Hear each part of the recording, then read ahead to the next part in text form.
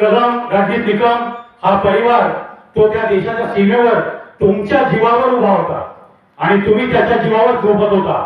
ही गोष्ट कधी विसरायची नाहीये. So try to come forward to give evidence.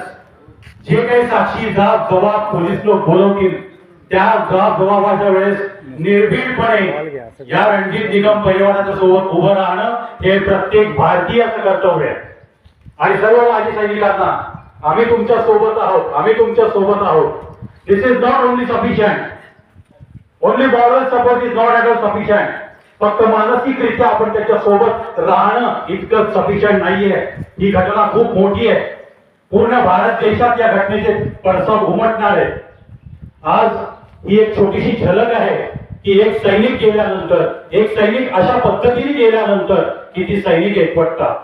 पुन्हा एकदा सांगतो, रणजित निकम परिवाराच्या सोबत या चितळीचा प्रत्येक ग्रामस्थ अतिशय धीटाईने उभा राहील याच आशा आणि अपेक्षा घेऊन आज आलेले आम्ही लोक जातोय. पण पुन्हा याच्या तुटतीने टिपटीने आम्हाला या गावात यावं लागू नये. रणजित निकम परिवाराला योग्य तो न्यायाच्या चौकटीत न्याय मिळेल याची सुद्धा मला नक्की खात्री आहे. फक्त तो न्याय कधी मिळतो याची पार्श्वभूमी मी तुम्हाला सांगितली आहे आणि त्या पार्श्वभूमीमध्ये ग्रामस्थांची या निकम परिवाराला नक्की मदत मिळेल अशा अपेक्षा बाळगतो. जय हिंद, जय भारत.